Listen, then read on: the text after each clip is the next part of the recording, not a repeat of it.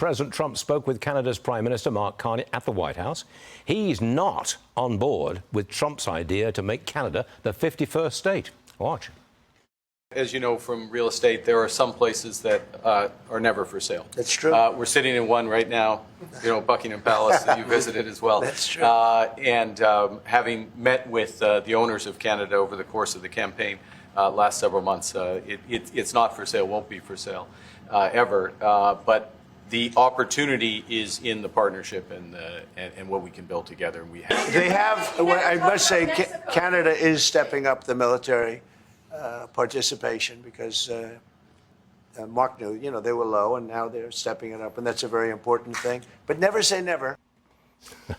David Eby is the Premier of British Columbia, and the Premier joins us now. Sir, are Canadians offended by Trump?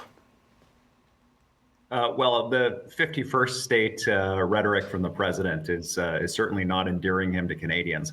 I mean, in a sense, though, Canadians are grateful for it because it tells us where the president stands, and it gets all of us united to do what we need to do in our country to stand on our own 2 feet. We've been, unfortunately, too dependent on what we thought was a very unshakable relationship with the United States. The president's very clear about where he stands. He doesn't respect our sovereignty. He wants us to be the 51st state. It's helpful for us. It's good information. You saw the Prime Minister respectful, pragmatic, saying just tell us where we stand so we can set up the new partnership and move on with other countries. And that's really where we're at. Yeah, you hit back at President Trump for calling for that 100% tariff on foreign-made movies. That move, if those tariffs were applied to foreign-made movies, I believe it would hurt Vancouver, right? Because that is a very big filming center. You'd pay a price for that, wouldn't you?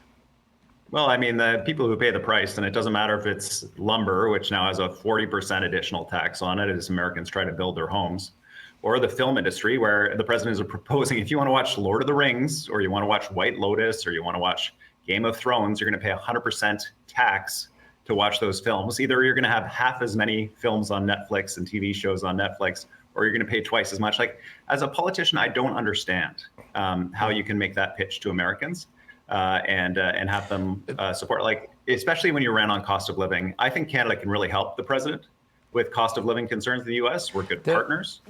We work together really well. And frankly, to see him go the other way is very confusing for us. But in any event, we'll move on. There is some belief that the president just chucked the 100% tariffs on foreign-made films. He just chucked it into the mix as a bargaining chip, knowing it would be something easy to remove in exchange for Canada removing something from us. What do you think?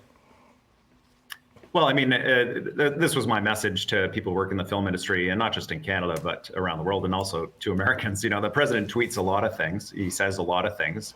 What actually shows up can be quite different. And that's why I'm very supportive of the Prime Minister going down to the White House, trying to hit bedrock in terms of understanding what the president's intentions are. I mean, at the end of the day, I assume that Americans and Canadians just want the same thing, which is clarity about our relationship so that we can regroup and move on. The president has the things he wants to do. We can't talk him out of them. He's got his mind made up. It doesn't matter if his approval ratings go down or the stock market tanks or bond yields go up or shelves are empty. It doesn't matter. And so for us, it's about how do we move forward? Do you guys like us? We love Americans. We had the Americans up for the Invictus Games. Yep. My brother's married to an American. He's got American kids.